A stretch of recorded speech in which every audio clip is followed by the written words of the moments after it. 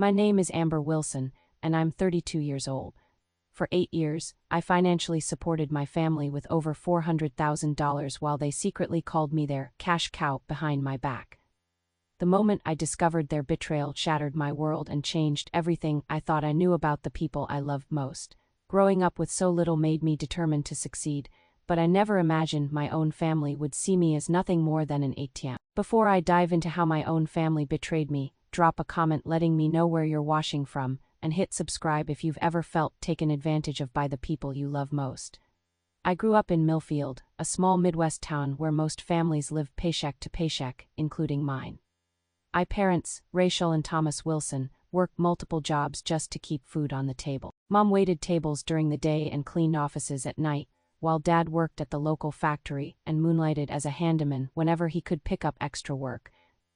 They were hardworking people, but financial stability always seemed just out of reach for our family. From an early age, I understood that money was tight.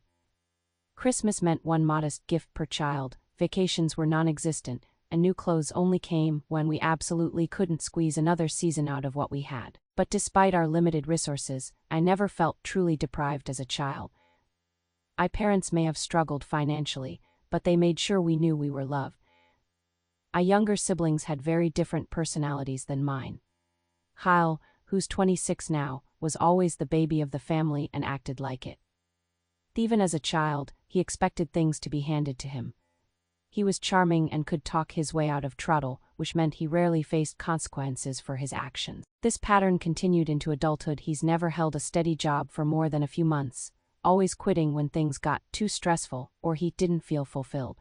My sister Jessica, 28, was the artistic one. She has genuine talent as a painter, but absolutely no business sense or practical skills. She majored in fine arts and has bounced between various creative ventures over the years: a handmade jewelry business that folded after 6 months, a pottery studio that never got off the ground, and countless art exhibitions that cost more to organize than they ever earn. While my parents worked those longs, my grandparents played a significant role in raising us. Grandma Martha taught me to cook and sew, practical skills that saved money, while Grandpa Jim instilled in me the value of education. Your brain is the one thing nobody can take from you, he'd say. Fill it with everything you can. They lived just down the street in a tiny one-bedroom house, and their home became my sanctuary when things got chaotic. School became my pathway to a different life. While Kyle and Jessica were average students who treated education as a social experience, I threw myself into academics. The library became my second home, a quiet place to study away from our crowded house where I shared a bedroom with Jessica. By high school, I was taking every advanced placement course available, staying up late to maintain my 4.0 GPA while working part-time at the local grocery store to save for college. When I received a full scholarship to Westfield University for computer science, my family was ecstatic. There was a big celebration dinner, the only time I remember my parents splurging on a restaurant meal. "You're going to make us all proud," Mom said, squeezing my hand across the table. Dad added, "And someday when you're making the big bucks, you can take care of your old parents." Everyone laughed, but looking back, I can see that the expectation was already being planted. College was a culture shock. Suddenly I was surrounded by students who came from wealth, who had never worried about money a day in their lives. My roommate Charlotte complained about her tiny dorm room while I thought it was luxurious compared to the bedroom I'd shared with Jessica. I worked 20 hours a week at the campus computer lab while maintaining my scholarship requirements, washing as other students partied. I enjoyed the full college experience. The calls from home started during my sophomore year. First, it was Dad needing $300 for an unexpected car repair. Then Mom needed help with Jessica's senior prom dress, Kyle needed money for a school trip. These were small amounts that I could manage from my campus job, and I never expected repayment. After all, my parents had sacrificed so much for us. How could I say no when they needed help? By junior year, the requests became more frequent. When I mentioned being unable to join a study abroad program because I was saving money, my mother said, "That's my responsible girl. Jessica would waste it all on something frivolous." The comparison made me feel valued, seen as the mature, responsible one. I didn't recognize then how this praise was conditioning me to continue providing financial support. During senior year, I landed an internship at TechSphere, a growing software company that paid surprisingly well. For the first time, I had a cushion in my bank account. When I mentioned possibly taking a post-graduation trip to Europe, Kyle scoffed. Must be nice to have money to waste like that. Dad quickly added, your brother could really use help with his first semester college books instead. The trip never happened.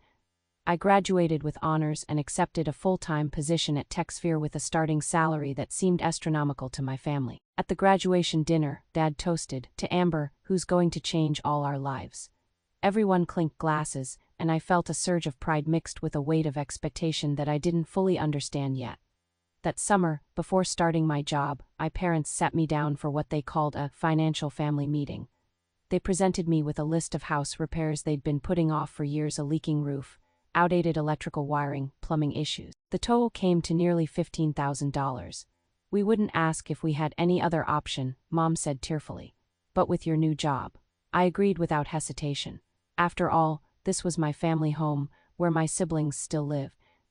It was a one-time expense to make sure everyone was safe and comfortable. I had no idea that this was just the beginning of what would become an 8-year pattern of financial dependence that would drain my bank account and eventually break my heart. My career at TechSphere took off faster than I could have imagined. I threw myself into work, often being the first to arrive and last to leave the office. While my colleagues complained about demanding projects and tight deadlines, I saw each challenge as an opportunity to prove myself. Growing up with parents who worked multiple jobs had instilled a work ethic in me that set me apart. Within 18 months, I was promoted to senior developer with a substantial salary increase. My team lead, Marcus, pulled me aside after announcing the promotion. You've earned this, Amber, he said, but don't burn yourself out. Take some time to enjoy the fruits of your labor. I nodded and smiled, but the truth was I had little time to enjoy anything. My increasing salary seemed to coincide perfectly with my family's increasing needs. The pattern had started small. After helping with the house repairs, Mom called about their property taxes being higher than expected. Then Dad's truck broke down completely and needed replacing. Each time, the requests came with profuse gratitude and promises that things would stabilize soon. I still remember the day Kyle called about his car accident. He'd totaled his old Honda, thankfully walking away without serious injuries, but had minimum insurance that wouldn't cover a replacement. I need reliable transportation for job interviews, he explained over the phone. I'm really trying to get my life together, Amber. Against my better judgment, I agreed to help him buy a used car. I suggested something practical and affordable, a Civic or Corolla. 2 days later, he sent me pictures of himself posing next to a 3-year-old Mustang. But a great deal, the text read. Thanks sis, I owe you big time. The $18,500 I transferred to him would have made a nice start on a down payment for my own home. Jessica's requests were more sporadic but usually larger. Her first investment opportunity came when she decided to open an art studio in downtown Millfield. She presented me with a business plan that seemed comprehensive to someone without business experience. The projected returns looked impressive on paper. This is my chance to be self-sufficient, she said earnestly over coffee.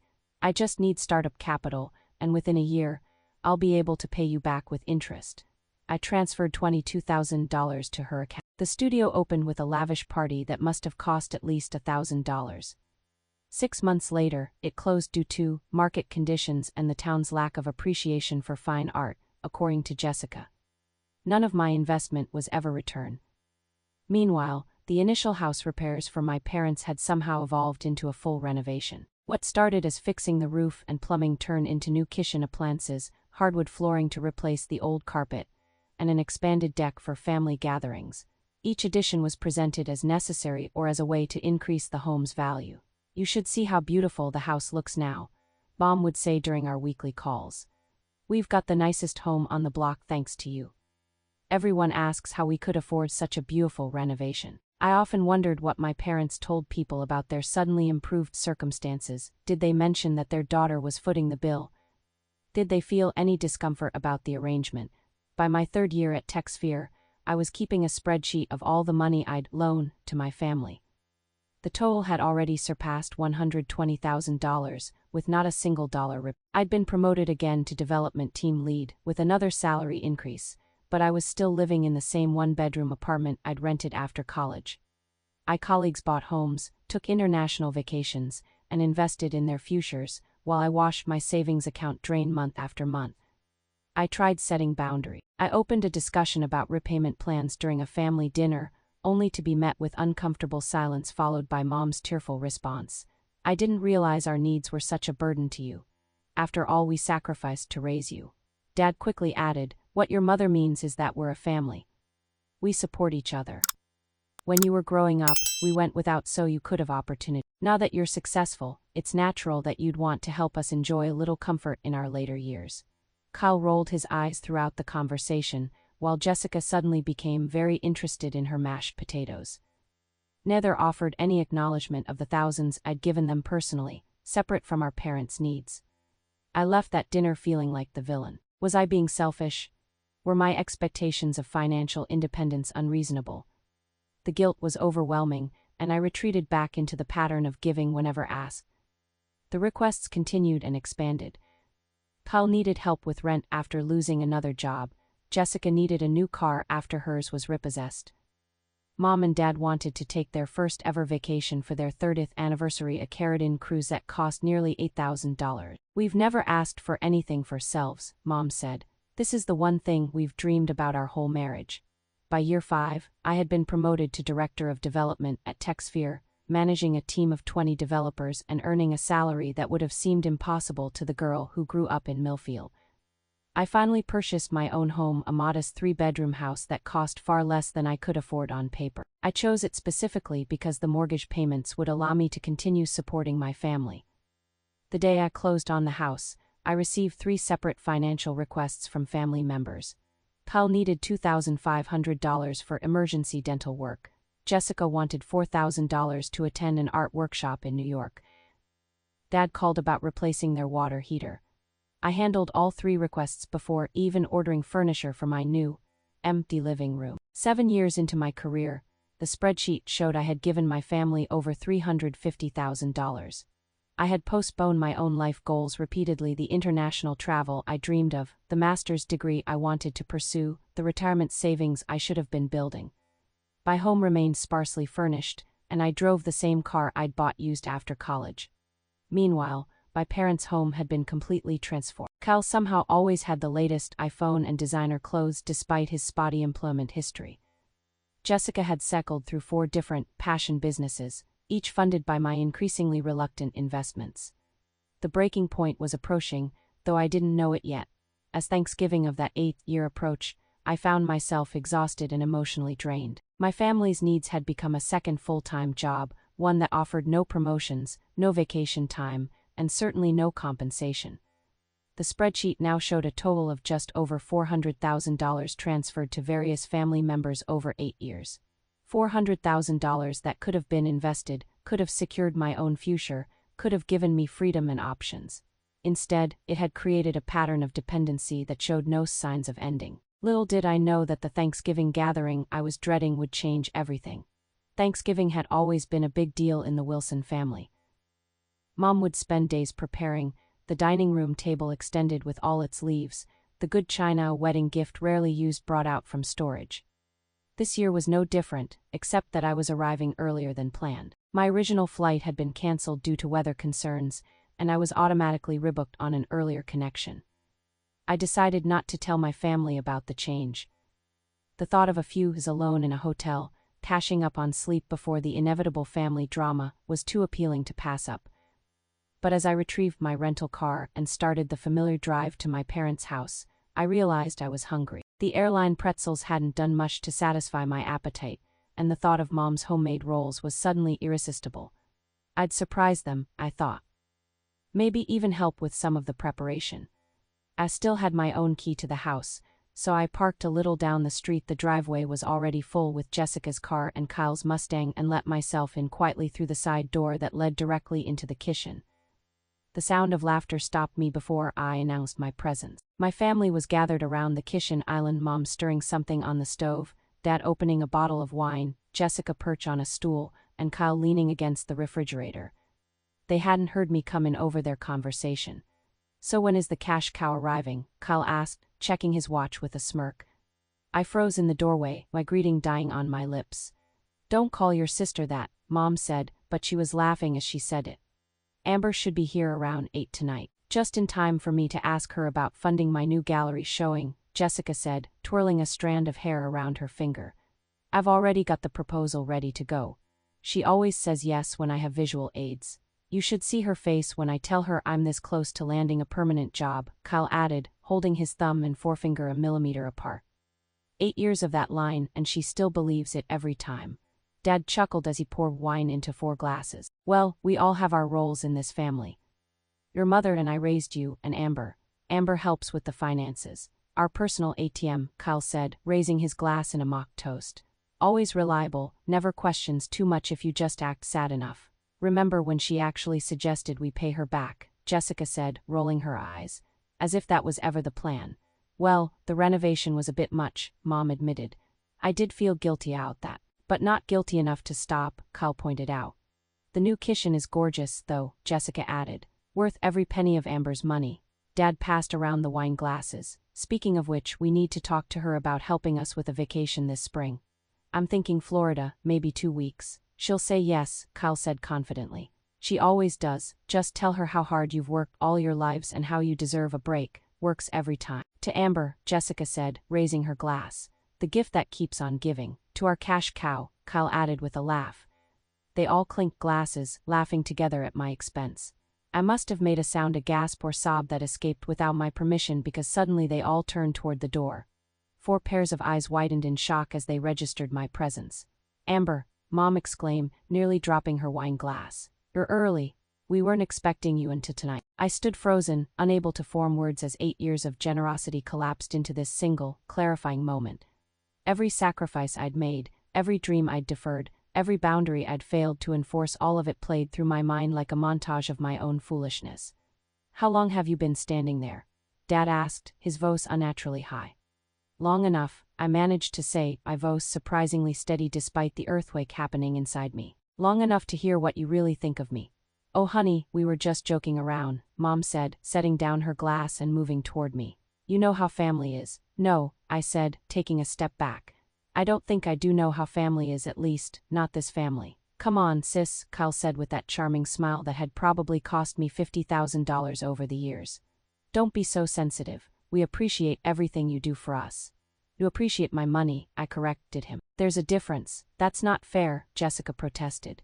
We love you for you, not just what you can give us. When was the last time any of you asked about my life? I challenged them. My work, my goals, my happiness.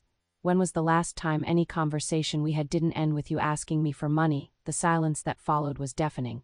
That's what I thought, I said quietly. You're overreacting, Dad said finally. We were just blowing off steam. Of course we don't think of you as what Kyle said, a cash cow, I supplied. Or was it a personal ATM? Both seem pretty accurate from where I'm standing. Mom was crying now, tears tracking through her makeup. Please, Amber, let's all sit down and talk about this calmly.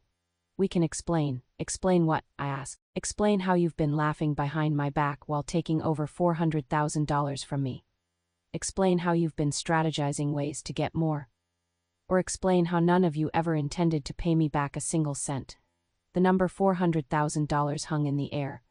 I could see shock registering on their faces, as if they'd never considered the cumulative total of what they'd taken from me over the years. 400,000, Jessica repeated incredulously. That can't be right. I have a spreadsheet, I said flatly. Every transfer, every check, every loan that was never repaid. I can email it to you if you'd like. It's very detailed. Kyle had the audacity to laugh, though it sounded forced. Always the organized one, aren't you? Stop it, Kyle, Mom snapped before turning back to me. Sweetheart, please. Yes, we've relied on your generosity, but we're family. Families help each other. You've been blessed with success, and you've chosen to share that with us. Chosen, I repeated. Was it really a choice when every request came wrapped in guilt and obligation? When saying no meant being made to feel like I was selfish and uncaring? When every family gathering turned into a presentation of needs that only I could fulfill? Dad stepped forward. Now wait just a minute. We raised you.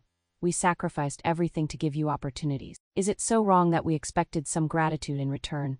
Gratitude is saying thank you. Gratitude is appreciation. Gratitude is not treating your daughter like a bottomless bank account while mocking her behind her back. My voice broke on the last words, the hurt finally cracking through my anger. We're sorry, Jessica said, though her eyes kept darting to Dad as if seeking guidance. We didn't mean to hurt you.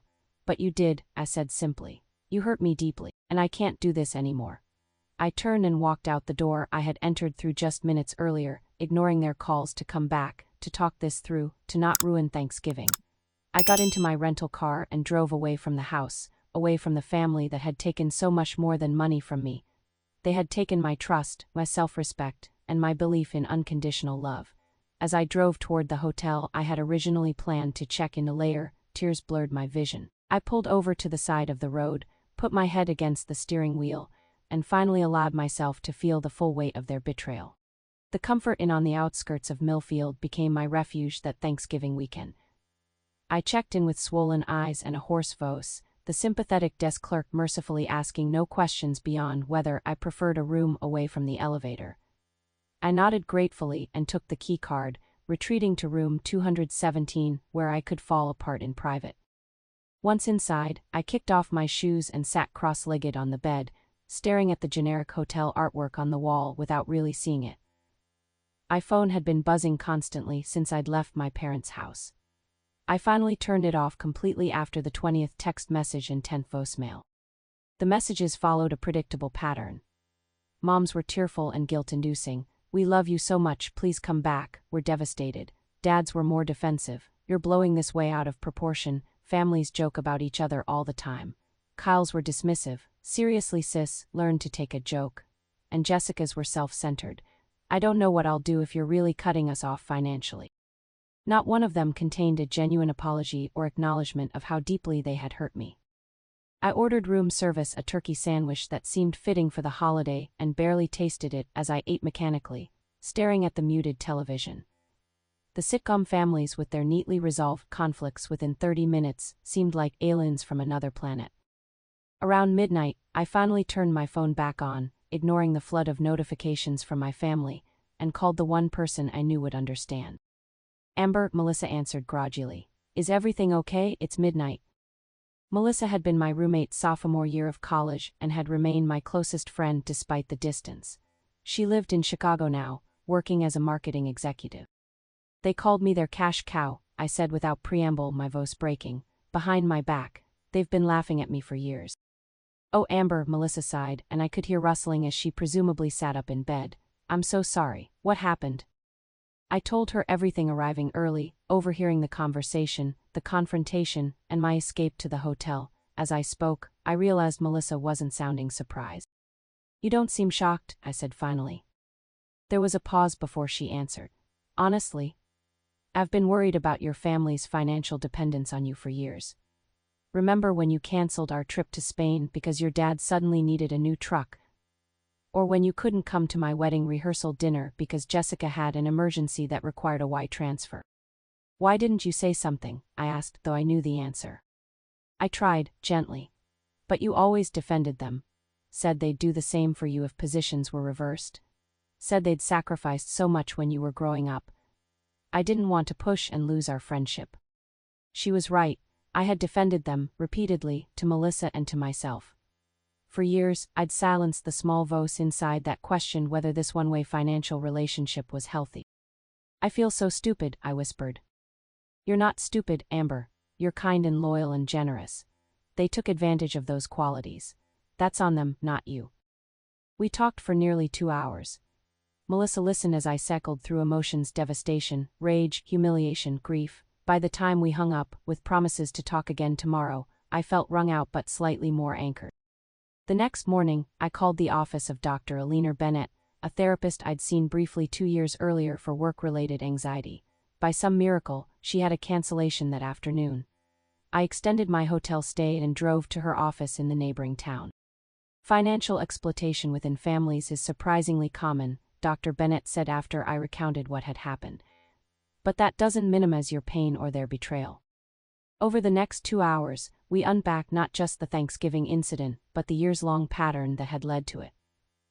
Dr. Bennett helped me see how my childhood experiences had created the perfect storm for this situation. "You grew up in a family where money was scarce but love was conditional," she observed. "Your achievements were valued primarily for how they might benefit the family unit. When you became financially successful, providing money became your way of securing love and approval. They should have loved me anyway," I said, tears streaming down my face. Not because of what I could give them. Yes, they should have, she agreed simply. I scheduled another appointment for the following week and left with homework, to journal about what boundaries would look like going forward. Back at the hotel, I finally looked at my family's messages. There were over 60 texts and 20 voicemails collectively. I forced myself to read and listen to them all, noting how they evolved from shock to defensiveness to anger to financial panic. Kyle's most recent text read, "If you're really cutting us off, I at least need enough to cover next month's rent. This isn't fair to spring on me with no warning." Jessica had sent, "I know you're upset, but please reconsider the gallery funding. I've already put deposits down based on your verbal agreement." Mom had left a voicemail just an hour ago. "Amber, please call us. Dad isn't feeling well, and I'm worried the stress of this situation is affecting his heart." The manipulation was so transparent now that I could see it clearly. How had I missed it for so long? I spent the remainder of the weekend in that hotel room, alternating between crying jags and periods of intense clarity. I ordered delivery, took long showers, and slept fitfully. I also began the painful process of reviewing exactly how much financial support I'd provided over the years. The spreadsheet was even worse than I remembered. Beyond the big expenses, home renovation, vehicles, Jessica's failed businesses, Kyle's perpetual emergencies, there were hundreds of smaller transfers, grocery money, utility bills, new appliances, property taxes, insurance premiums, medical co-pays, holiday gifts, and countless loans that were never discussed again after the money changed hands. I'd been paying for my family's entire lifestyle while putting my own life on hold. On Sunday night, before checking out of the hotel to return home, I called Melissa again. "I don't know how to move forward," I admitted. "Part of me wants to cut them off completely. Another part feels guilty even thinking about it." "What would you tell a friend in your situation?" Melissa asked. The question stopped me short. "I'd tell them they deserve better," I said slowly. "That family doesn't treat family like an ATM, that love shouldn't come with a price tag."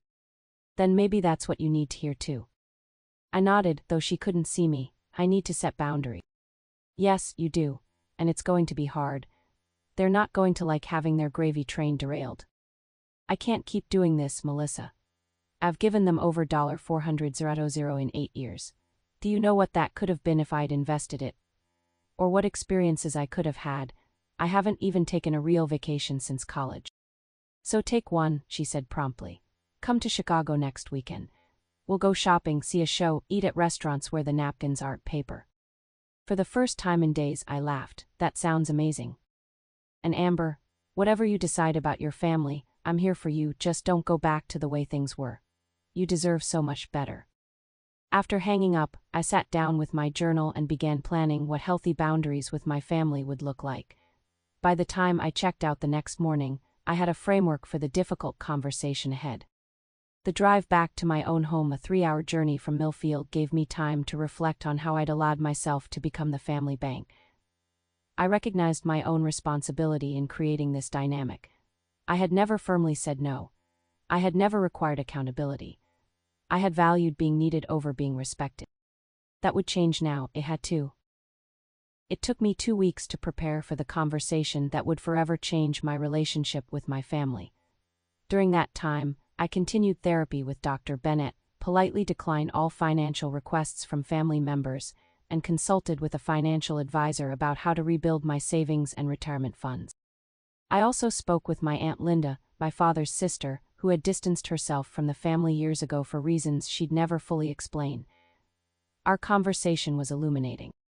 "They did the same thing to me when I got my insurance settlement after the accident," she revealed during our phone call. "Not to the extent they've done to you, but enough that I realized I was being used." "Why didn't you ever say anything to me?" I asked. "Would you have believed me?" she countered gently. "You were always such a loyal daughter, Amber. They raised you to take care of them. It's not your fault." Her validation strengthened my resolve. I wasn't crazy, and I wasn't alone. After much consideration, I decided to meet my family on neutral ground. I reserved a private room at Millfield's only upscale restaurant, the Greenery, for Saturday lunch. The formality of the setting would help maintain the seriousness of the discussion and prevent it from dissolving into the emotional chaos that typically characterized our family interaction. I arrived 30 minutes early to center myself. The restaurant manager showed me to the small private dining room I'd reserved, with its white tablecloth and place settings for 5. I'd ordered a simple lunch to be served after our conversation, hoping we might salvage enough goodwill to share a meal, though I had my doubts. My family arrived together. Evidently they'd coordinated beforehand. Mom looked nervous, Dad appeared annoyed, Jessica seemed anxious, and Kyle had his typical nonchalant expression that masked calculation. "What's with all the formality?" Dad asked as they sat down. "This place is expensive." "I'm paying," I said simply, "and I wanted privacy for our conversation." "We could have just talked at the house," Mom said, fidgeting with her napkin. "Like normal families do." "That's part of what we need to discuss," I replied. "What's normal for our family isn't actually normal or healthy." "If this is still about Thanksgiving, we've all apologized," Jessica interjected. "It was just a bad joke." "This isn't just about Thanksgiving," I said, keeping my voice level. Thanksgiving was merely the moment I finally saw clearly what's been happening for years. I took a deep breath and unfolded the notes I'd prepared with Dr. Bennett's help. "I've given this a lot of thought, and I need to establish some boundaries going forward." "Boundaries?" Kyle repeated with a smirk. "Sounds serious." "It is serious," I confirm. "I've calculated that over the past 8 years, I've given this family over $400,000. I slid copies of my spreadsheet across the table to each of them. I'd highlighted their individual sections in different colors: blue for parents, green for Kyle, purple for Jessica. "This can't be right," Dad said, scanning the paper with a frown. "It's accurate to the dollar," I assured him. "Every transfer, every check, every cash withdrawal is documented." Mom was staring at her copy with wide eyes. "I had no idea it was this much." "That's part of the problem," I said. "None of you have had to think about the cumulative impact because I've been handling it all.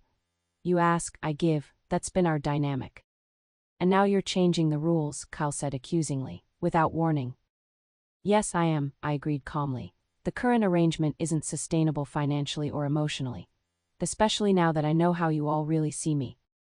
"That was just stupid talk," Dad protested. "We were letting off steam." "It was the truth," I countered. "And it's actually helped me see that I need to make changes. So here they are." I handed each of them another document, the boundary plan I'd developed. "Starting immediately, I will no longer be providing regular financial support to any family member," I began, watching their expressions shift from defensive to alarm. "I will not pay bills, fund business ventures, purchase vehicles, or provide loans that never get repaid." "You can't be serious," Jessica said, her voice rising. "You know I'm counting on you for the gallery showing next month." "I am completely serious," I replied. "In cases of genuine emergencies, medical crises, critical home repairs, true necessities, I may choose to help under specific conditions." "What conditions?" Dad asked warily. "First, any financial assistance will be in the form of a formal loan with documentation, including a repayment plan with reasonable interest. Second, I'll need to see evidence of the emergency and verify the costs involved. Third, I'll need to see that you've exhausted other resources before coming to me." Tal let out a low whistle. "So basically, you're cutting us off." "I'm establishing healthy boundaries," I corrected him. "There's a difference." "After everything we've done for you," Mom said tearfully. "How can you turn your back on your family like this?" I had anticipated this reaction and was prepared for it. "I'm not turning my back on you. I'm still here, still willing to be part of this family. But my role as the family bank is over." "And if we need help," Dad demanded. "Then we can discuss it under the conditions I've outlined," I said firmly. "But my default answer will no longer automatically be yes." "This is bull," Kyle began before Dad cut him off with a sharp look. "What your brother means," Dad said carefully, "is that this feels very sudden and extreme. Surely we can find a middle ground." "I've been in the middle ground for 8 years," I replied. "Every time I've tried to establish minor boundaries, they've been ignored or I've been guilted into backing down. This isn't up for negotiation." Jessica had been scanning the document more carefully than the others. "What does this part mean? Relationship boundary." "It means that our relationship needs to be about more than money," I explained. "When was the last time any of you called just to ask how I was doing? Or remembered my work accomplishments? Or showed interest in my life beyond what I could provide financially?" The silence around the table was telling. "That changes too," I continued. "I want real relationships with all of you, but they need to be reciprocal. They need to be based on mutual respect and genuine care. Of course we care about you, Mom exclaimed. How can you doubt that? Actions speak louder than words, I said simply. And your actions have shown that you value what I can give you more than who I am. Kyle stood up abruptly, his chair scraping across the floor. This is ridiculous. I'm not signing up to be monitored like some child asking for an allowance. Then don't ask me for money, I replied evenly. Problem solved. You'll change your mind, he said with certainty. You always do. A few tears from Mom, a guilt trip from Dad, and you'll be writing checks again by Christmas. His confident assessment cut deep precisely because it had been true for so long. But not anymore. No, Kyle, I won't, I said firmly. That pattern is broken. You're all adults capable of supporting yourselves. I've enabled a dependency that's unhealthy for all of us, and it stops now. So that's it, Jessica asked, tears streaming down her face. You're just cutting us off completely? I'm not cutting off our relationship, I clarified. I'm setting financial boundaries. There's a difference.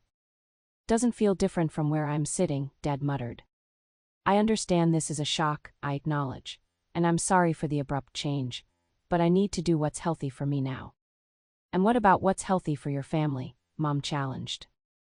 Being financially independent is healthier for all of you too, even if it doesn't feel that way right now. Cal scoffed and headed for the door. Call me when you're done playing hardball, sis. I've got rent due next week. Jessica looked torn, glancing between Kyle's retreating form and our parents. I really need the gallery funding, Amber. I've already made commitments. I'm sorry, Jessica, I said sincerely, but those were commitments you made without having the money secured. That's not my responsibility to fix. She stood up, tears still flowing. I don't know what I'm going to do.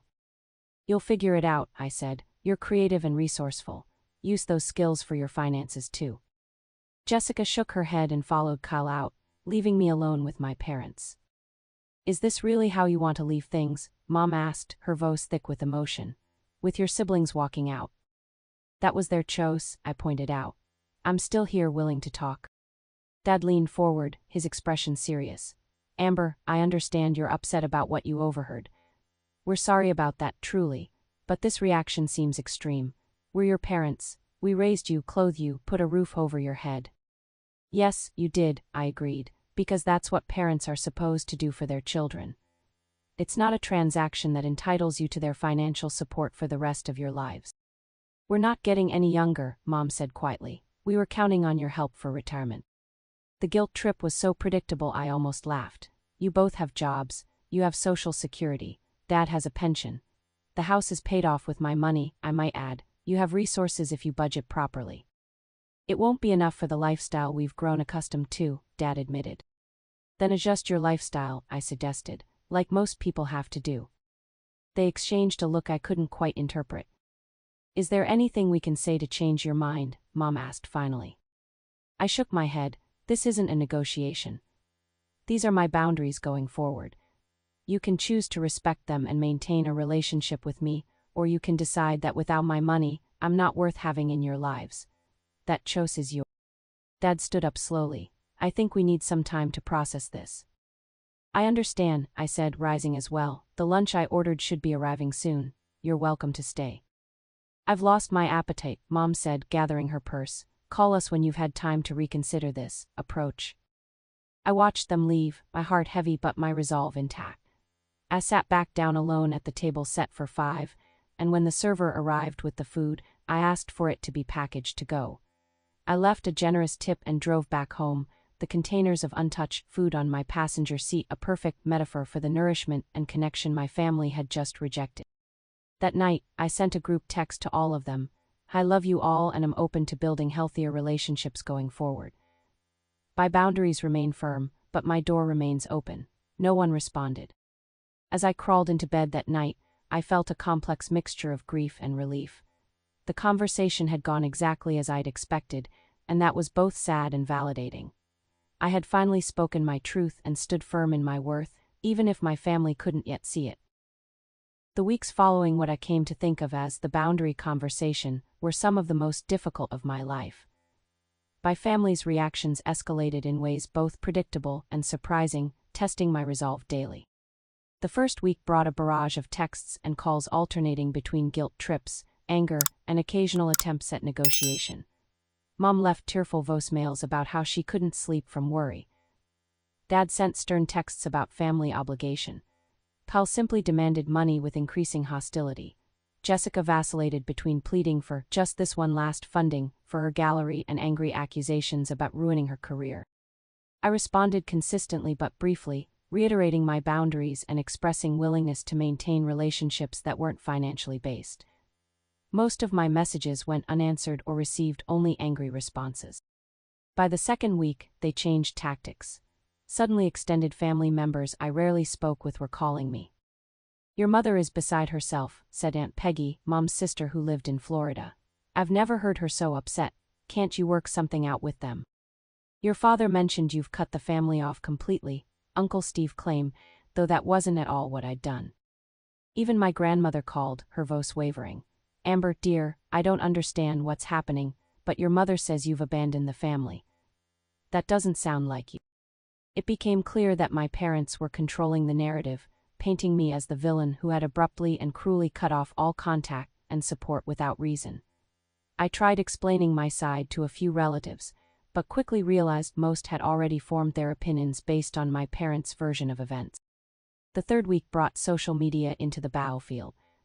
Jessica posted a vague but pointed status: "When someone you've always supported turns their back on you when you need them most. Family should mean more than money."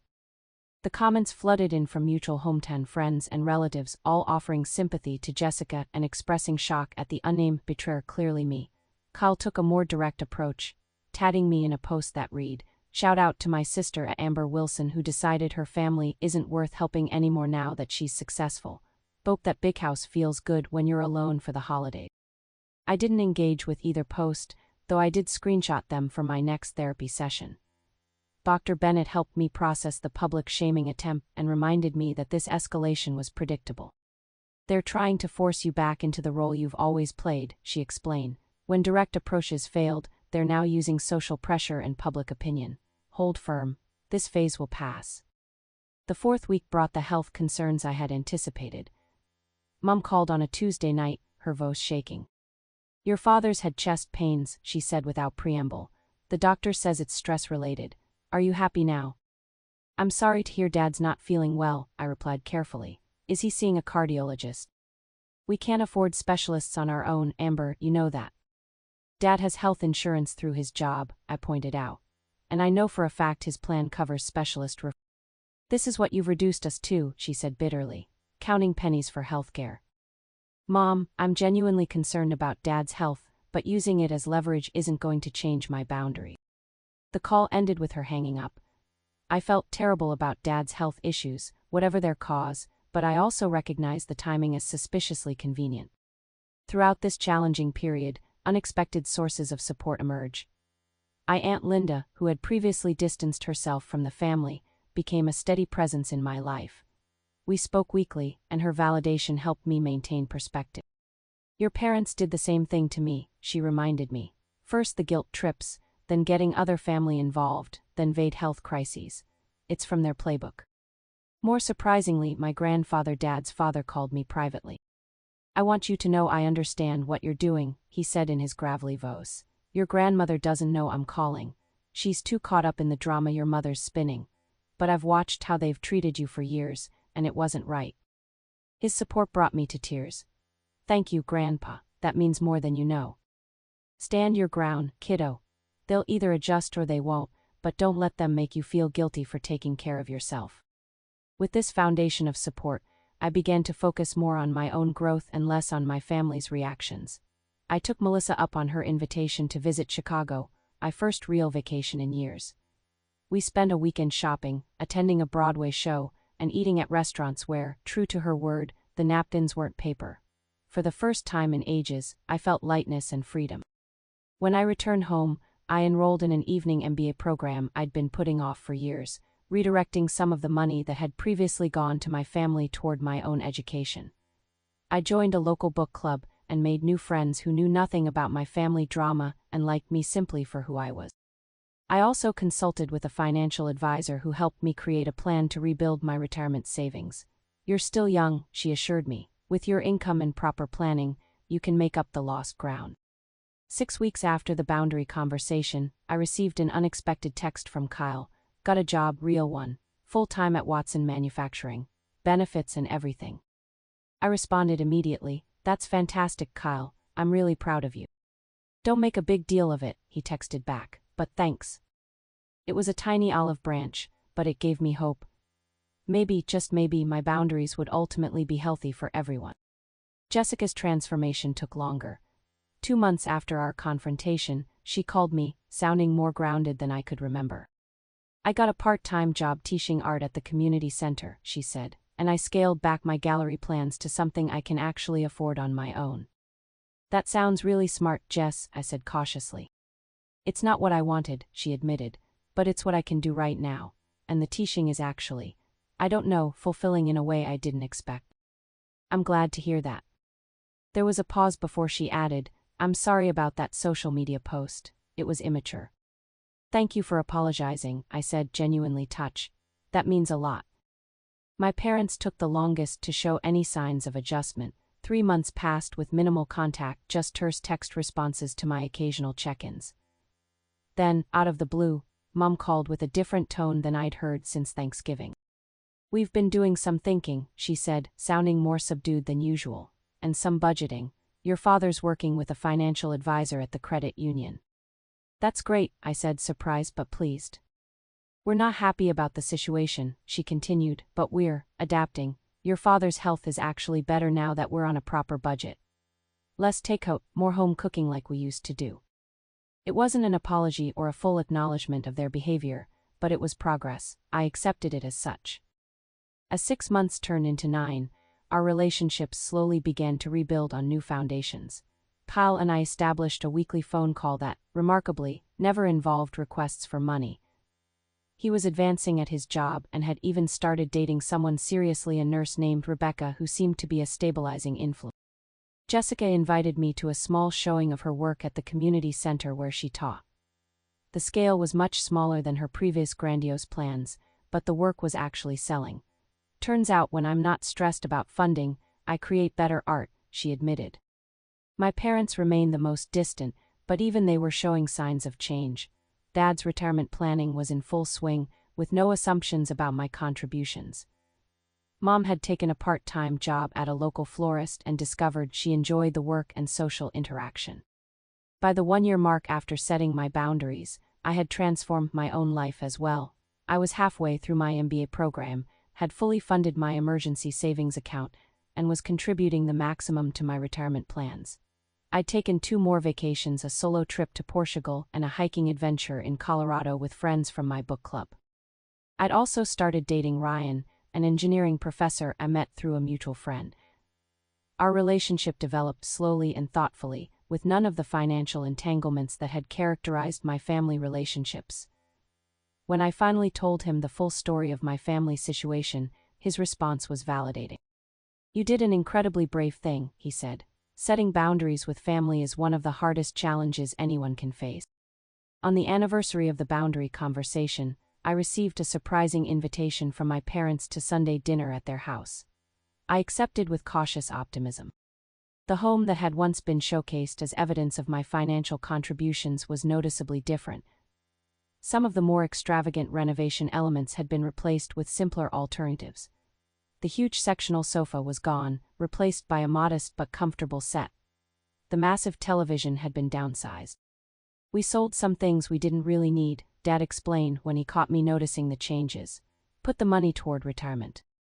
Dinner was pleasant if somewhat stilted. Kyle and Jessica were both there, each sharing updates about their increasingly independent lives. For the first time in memory, no one asked me for money or hinted at financial needs. As we finished dessert, a simple homemade apple pie rather than the elaborate store-bought confections of the past, Mom cleared her throat. We owe you an apology, Amber, she said, surprising me completely. What you overheard last Thanksgiving was inexcusable. We've had a lot of time to reflect, and we weren't good to you. We took advantage of your generosity and lost sight of you as our daughter. Dad nodded solemnly. We got comfortable with an arrangement that wasn't fair to you. I won't pretend we've been happy about the changes, but they were necessary, and probably overdue. I felt tears welling in my eyes. Thank you for saying that. It means a lot to hear it. We're still adjusting, Mom admitted, but we want a relationship with you that isn't based on what you can give us financially. That's all I've wanted too, I said softly. The evening ended with cautious hugs and promises to continue rebuilding our relationships. As I drove home, I reflected on the tremendous changes a year had brought. By standing firm in my worth and refusing to be the family ATM any longer, I had not only reclaimed my financial future, but had also made space for healthier, more genuine connections with my family.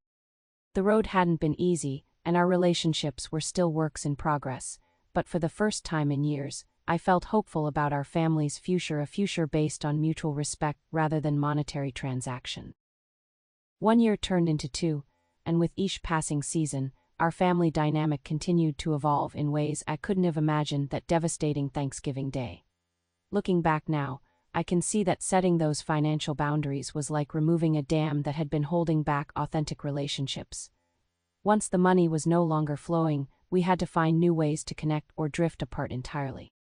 The transformation in my parents has been perhaps the most profound. After the initial shock and resistance, they gradually adapted to their new financial reality. Dad took retirement planning seriously, working with a financial advisor to maximize his pension and Social Security benefits. Mom's part-time job at the florist blossomed into a full-time position as shop manager, giving her both income and. Last month, they invited me over to proudly show me their new budget system, color-coded spreadsheets tracking every expense and saving toward modest but meaningful goals. We should have been doing this all along, Dad admitted. Living within our means is actually less stressful than constantly worrying about the next bailout. The most healing moment came during a quiet conversation on their back porch last summer. Mom reached for my hand and said, "I'm sorry we reduced you to what you could give us. You're so much more than that, Amber. You're smart and kind and funny." We lost sight of the daughter behind the dollars, and that was our greatest mistake. Dad, never one for emotional conversations, simply added, "We're proud of you. Not because of your success or money, but because of who you are." Those words, so simple yet so profound, healed wounds I hadn't realized were still open. Kyle's transformation has been equally remarkable, though entirely different. The job at Watson Manufacturing turned out to be a turning point for him. Starting on the factory floor, he discovered an aptitude for logistics and inventory management that surprised everyone, including himself. Within 18 months, he was promoted to shift supervisor. "Turns out I'm good at something," he told me over coffee one weekend. "Who knew?" "I did," I said truthfully. "You've always been smart, Kyle. You just needed to apply yourself." He laughed. "Yeah, well, nothing motivates application like rent being due with no sister to call for a bailout." His relationship with Rebecca continued to flourish, and 6 months ago he proposed. When he called to tell me the news, he added something unexpected. "I want to pay for the wedding myself," he said firmly. "It's important to me. Rebecca and I are saving, and we're planning something we can actually afford." "I'm proud of you," I told him, meaning it completely. "I was an entitled jerk for a long time," he acknowledged. "Especially to you. I'm sorry, Amber, really sorry." Coming from Kyle, who had once mocked my financial support while simultaneously demanding more, this apology meant everything. Jessica's journey has been more circuitous but ultimately fulfilling. After scaling back her artistic ambitions to match her resources, she discovered an unexpected passion for teaching. Her art classes at the community center expanded to include private lessons and workshops at local schools. "I think I was chasing gallery shows because that's what I thought successful artists did," she confessed during a sister lunch date. "But I'm happier teaching art than I ever was trying to sell it." She still creates and occasionally sells her work, but the pressure of financial success has been lifted from her creative process. "My art is better now," she observed. "More authentic." Jessica also met someone, a music teacher named Michael, who shares her creative spirit and practical approach to finances. They moved in together last year, splitting expenses equally in a modest but charming apartment. "Remember when I used to think I needed a fancy studio to create?" she laughed during my first visit to their place. "Now I work at that little desk in the corner, and I'm doing the best work of my life." My own growth during these 2 years has been equally transformative. The MBA program I enrolled in will be completed next month, opening new career opportunities I'm excited to explore. I've traveled to 7 countries, experiences I denied myself for years while funding my family's needs. My emergency fund is fully stocked, my retirement accounts are back on track, and I've even started a small investment portfolio. Ryan and I have built a relationship based on mutual respect, shared values, and equal partnership. When he proposed 6 months ago, it felt right in every way. We're planning our wedding now, a celebration that reflects our priorities rather than external expectations. Most importantly, I've learned to value myself beyond what I can provide for others. Therapy with Dr. Bennett continues monthly now, focused less on crisis management and more on ongoing growth and self-awareness. I've developed friendships based on genuine connection rather than obligation, and I've discovered interests and passions I never had time to explore before. The journey hasn't been perfect. There have been setbacks and difficult moments. My parents occasionally slip into old patterns of subtle guilt trips or hints about financial needs, but I've become adept at gently redirecting those conversations. Paul had a brief relapse last Christmas when he asked for just a small loan for Rebecca's gift, but quickly caught himself and apologized. Jessica still sometimes envies friends who receive family funding for their artistic pursuit. What's different now is how we handle these moments. Instead of enabling unhealthy patterns, we acknowledge them, discuss them openly, and recommit to the healthier relationships we're building. Family gatherings have changed too. Rather than revolving around what I can provide, they're now focused on genuine connection. We cook together, play board games, share stories, and actually listen to each other. I know more about my family members' daily lives, hopes, and challenges than I ever did when I was funding their lifestyles. The financial ledger that once dominated our relationships has been replaced by emotional currency: love, respect, and mutual support that flows in all directions rather than just from my bank account to theirs. Last week, we gathered for Thanksgiving 2 years after the painful revelation that changed everything. As we sat around the table in my parents' modest dining room, I looked at each face and marveled at how far we'd come. "I'd like to propose a toast," Dad said, raising his glass, "to Amber, whose courage to set boundaries made us all stronger and better people, even when we couldn't see it at the time." "To Amber," everyone echoed, and the genuine warmth in their eyes brought tears to mine. Later, as we cleared the dishes together, Mom hugged me spontaneously. "I'm sorry we ever made you feel like an ATM," she whispered. "You're the heart of this family, Amber. Not because of what you give, but because of who you are." That moment, that genuine acknowledgement, was worth more than all the money I'd ever given them. The lessons I've learned through this journey are ones I'll carry forever. I've discovered that true generosity comes from love, not obligation, and that helping others should empower, not enable. I've learned that healthy boundaries aren't selfish, they're necessary for authentic relationships. Most importantly, I've learned that my worth isn't tied to what I can provide financially, but to who I am as a person. If you're watching this and recognizing your own family dynamics in my story, please know that change is possible. Setting boundaries is terrifying, especially with family, but it can ultimately lead to healthier, more genuine relationships for everyone involved. It won't be easy, and not everyone will understand or support your journey, but you deserve relationships based on mutual respect rather than financial dependence. I'd love to hear your stories in the comments below. Have you ever had to set difficult boundaries with loved ones? How did it change your relationships? If you're currently struggling with family financial dynamics, what's holding you back from making changes? Don't forget to like this video if it resonated with you. Subscribe for more stories about personal growth and family dynamics, and share with anyone who might need to hear that it's okay to set boundaries even with the people you love most. Thank you for listening to my journey from cash cow to valued family member. Remember, true family relationships are built on love and respect, not transactions. You deserve nothing less.